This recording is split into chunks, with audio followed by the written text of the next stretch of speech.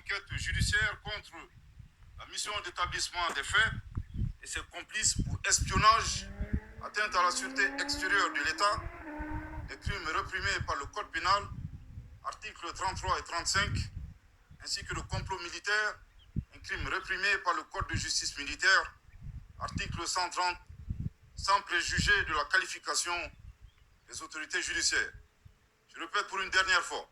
Par conséquent, le gouvernement de la transition décide d'ouvrir immédiatement une enquête judiciaire contre la mission d'établissement des faits et ses complices pour espionnage, atteinte à la sûreté extérieure de l'État, des crimes réprimés par le Code pénal, articles 33 et 35, ainsi que le complot militaire, un crime réprimé par le Code de justice militaire, article 130, sans préjuger de la qualification des autorités judiciaires. Le gouvernement de la transition rappelle que cette attitude de la mission d'établissement des faits ressemble à un cas d'espionnage de la junte française qui avait placé illégalement un drone au-dessus de la base de Gossi le 20 avril 2022 pour filmer des cadavres humains minutieusement prédisposés dans le but d'accuser les femmes. Soucieux du respect de la vie et de la dignité humaine, à maintes reprises, le gouvernement de la transition avait mis en garde contre l'instrumentalisation de la MINUSMA et des droits de l'homme dans le dessein de briser la dynamique de la montée en puissance des forces de défense et de sécurité du Mali et de s'opposer au choix stratégique du Mali. Dans ce contexte, il est contradictoire et paradoxal de noter la célérité avec laquelle la mission d'établissement des faits a été mise en place au moment où le Mali portait plainte devant le Conseil de sécurité des Nations Unies le 15 août 2022 sur les actes d'agression contre la souveraineté et l'intégrité territoriale d'un État membre des Nations Unies par la junte française, avec des preuves de violations flagrantes et répétées de son espace aérien et d'espionnage pour avoir collecté des renseignements au profit des groupes terroristes opérant dans le Sahel, tout en leur larguant des armes et des munitions. Il y a lieu de rappeler que ces groupes sont les principaux responsables de la commission des violations graves et massives des droits de l'homme. Suite à la plainte du Mali, aucune commission d'établissement des faits n'a été mise en place. À ce jour, la réunion spéciale demandée par le Mali pour présenter les preuves de la duplicité de la junte française n'a connu aucune suite. Dès lors, dans un souci de cohérence et d'éviter la politique de deux poids deux mesures, le gouvernement du Mali estime que la suite donnée au présent rapport de la mission d'établissement des faits ne saurait être examinée séparément de la plainte portée par le Mali devant le Conseil de sécurité des Nations Unies contre la junte française. Le gouvernement de la transition, sous le leadership de son Excellence, le colonel Assimi Goïta, président de la transition, chef de l'État, réitère son attachement au respect et à la protection des droits de l'homme sur l'ensemble du territoire national et au bénéfice de tous les citoyens. En outre, il exprime sa détermination à poursuivre son œuvre de refondation pour le retour à un ordre constitutionnel apaisé et sécurisé. Le gouvernement de la transition appelle les populations maliennes à rester vigilantes et sereines face aux tentatives désespérées de désinformation, de dénigrement et de déstabilisation déguisée sous couvert des droits de l'homme et pour des intérêts inhumains. Que Dieu bénisse le Mali, préserve les Maliens. Bamako, le 13 mai 2023, merci de votre très aimable attention. Bouya! Alors c'est parti. Bonjour à tous, aujourd'hui donc nous sommes le 14 mai 2023. Je fais cette vidéo ici en pleine campagne, hein. C'est la France profonde, comme dirait l'autre. On est très en forme.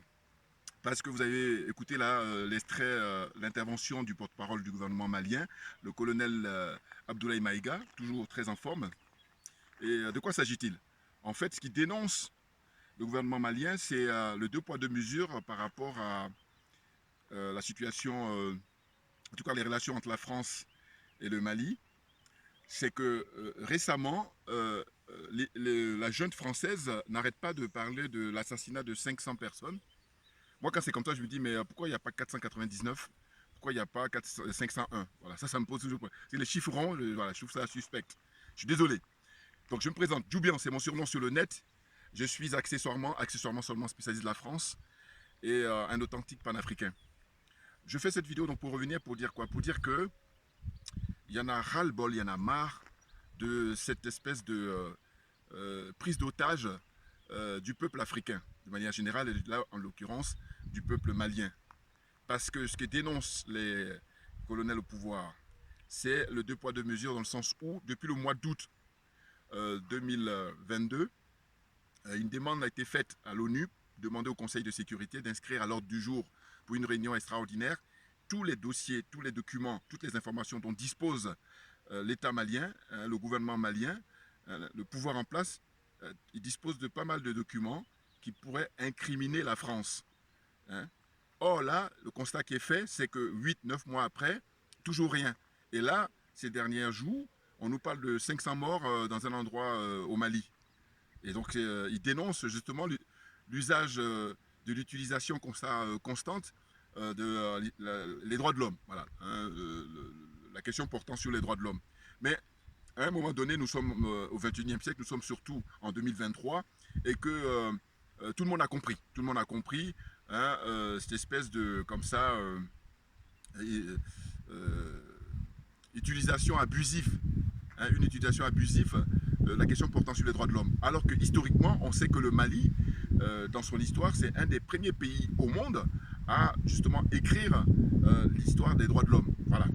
Là encore, on le sait maintenant que les Nations Unies se sont inspirées justement de la charte qui avait été écrite à l'époque, il y a plusieurs siècles, par le peuple mandingue, le peuple du Mali, hein, sur les questions sensibles des droits de l'homme. Donc là, il n'est pas question aujourd'hui, au XXIe siècle, hein, d'entendre ces donneurs de leçons-là qui sont très mal placés. Parce que comme on dit souvent, la charité bien ordonnée commence par soi-même. Parce que les histoires des droits de l'homme, je veux dire, il utilise à des fins purement politiques, des fins purement militaires, et franchement, comme je dis souvent, on les a pris la main dans le sac. Et par conséquent, il n'y a plus aucune crédibilité.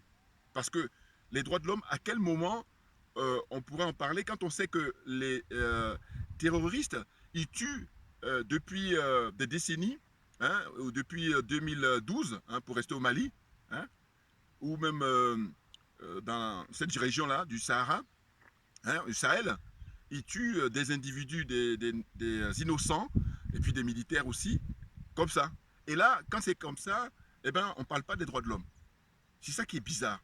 Et du coup, j'ai dit, mais ça, c'est le mépris que ces gens-là ont vis-à-vis de l'homme noir, que ces gens-là ont vis-à-vis de l'Africain. C'est aussi simple que ça. Parce qu'à un moment donné, quand on parle des droits de l'homme, il faudrait que ça soit utilisé constamment.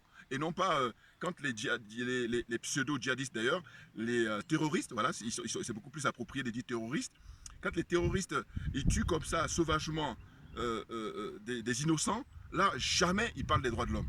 Et je peux me souvenir d'ailleurs que récemment, au Burkina Faso, il y a eu plus de 150 personnes qui ont été tuées.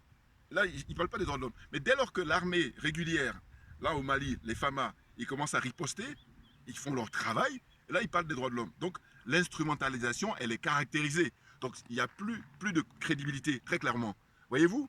Donc, je dis, mais quand on me parle des droits de l'homme, ceux-là même qui parlent des droits de l'homme, en parlant de la jeune française, c'est dire, mais les jeunes Africains qui meurent dans la Méditerranée, là, il n'y a pas des droits de l'homme? Les jeunes Africains qui meurent depuis des décennies dans la Méditerranée, il n'y a pas des droits de l'homme. Ou alors même les Africains qui habitent en Europe, hein, la discrimination dont ils font l'objet, la xénophobie dont ils font l'objet, hein, le traitement qui leur est infligé. Il n'y a pas des droits de l'homme? Non, il faut arrêter. Simplement, je pense que la jeune française, elle est en difficulté, tout le monde le sait, et c'est la raison pour laquelle ils font diversion. C'est la raison pour laquelle eh ben, ils utilisent quelque chose qui est du réchauffé, que tout le monde maintenant s'est rendu compte que c'est ce que j'appelle moi un pétard mouillé. Voilà, ça est devenu un pétard mouillé parce que ça fait son temps.